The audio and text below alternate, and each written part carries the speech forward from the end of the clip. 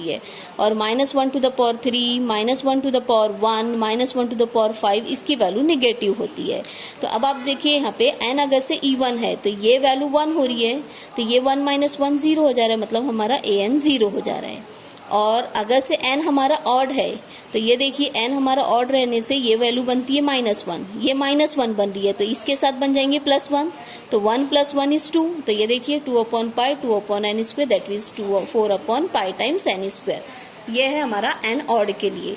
तब आप देख सकते हैं बेटा कि n जब हमारा इवन है तो n हमारा इवन है तो इवन में क्या क्या रहता है, 2 4 6, तो ये A2 भी 0 रहेगा, A4 भी 0 रहेगा, A6 भी 0 रहेगा, सभी 0 रहेगा। चलिए अभी ऑड को फाइंड आउट करते हैं कि ऑड में क्या क्या रहेगा।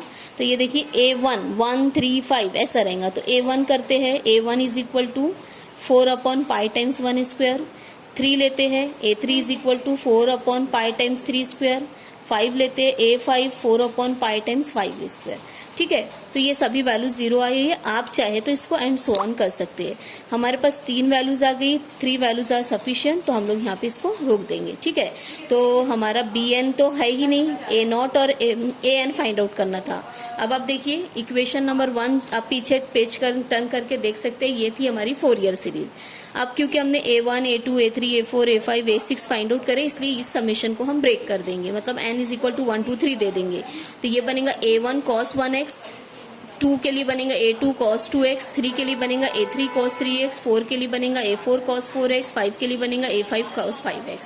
ठीक है, ये सभी हमारा रहेगा। और हम लोग ने A5 तक की इसलिए रखे बेटा क्योंकि ये हमें हमारे लिए A1 से एक टर्म मिलने वाला है, हमें A3 से एक टर्म मिलने वाला है, A5 से एक टर्म मिलने। 3 टर्म्स आर सफिशिएंट। आप सोच रहे होंगे मैम 1 2 3 ये भी हो सकता था, लेकिन आप देखिए A2 हमारा 0 है, A2 0 रहने से 2 ही टर्म मिलेंगे सीरीज में, तो 2 terms are not sufficient, minimum 3 terms तो भी होना चाहिए। ठीक है, तो इसलिए हम लोग अब A4 ऐड करेंगे, लेकिन A4 तो ऑलरेडी 0 है, तो उसकी वजह से टर्म 0 हो जाएगा, there will be no term, तो इसलिए हमने A5 को ऐड किया है।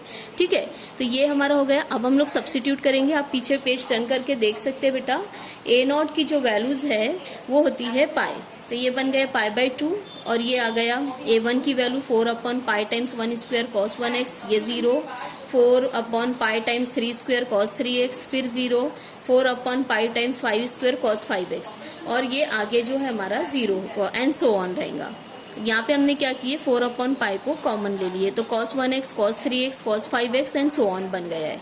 ठीक है, ये है हमारी रिक्वायर्ड फोरियर सीरीज। आप देख सकते हैं ये है हमारी रिक्वायर्ड फोरियर सीरीज। ओके, अब आगे हम लोग क्या करेंगे, हमको हैंस पार्ट है बेटा। हैंस पार्ट कैसा है, हैंस पार्ट में है π² / 8 is equal to 1/1² plus 1/3² plus 1/5² and so on। आपको ऐसा प्रूफ है, तो अब आप इसको देख के बताइए, can I put x = 0 here.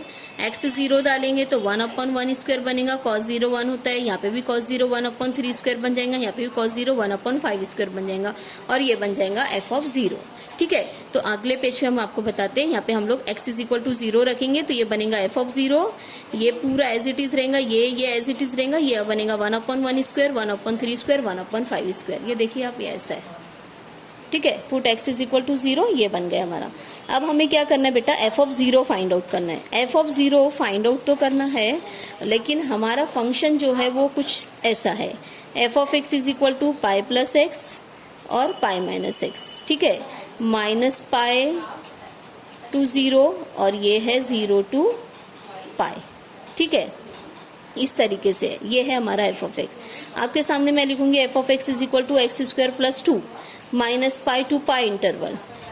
ठीक है, आपको बोलूंगी बेटा f(0) बताओ, तो आप बोलेंगे मैम यहाँ पे 0 रख देते हैं तो 2 आ जाएगा, f(0) 2 आ जाएगा, लेकिन यहाँ पे 0 इस इंटरवल में भी है, तो f(0) की वैल्यू यहाँ पे पाई हो रही है, यहाँ पे f(0) रख रहे हैं, यहाँ पे भी 0 है, तो f(0) यहाँ पे पाई हो रहा है, मतलब ये 0 पे हमारा फंक्शन जो है वो डिसकंटिन्यूअस हो जा रहा है।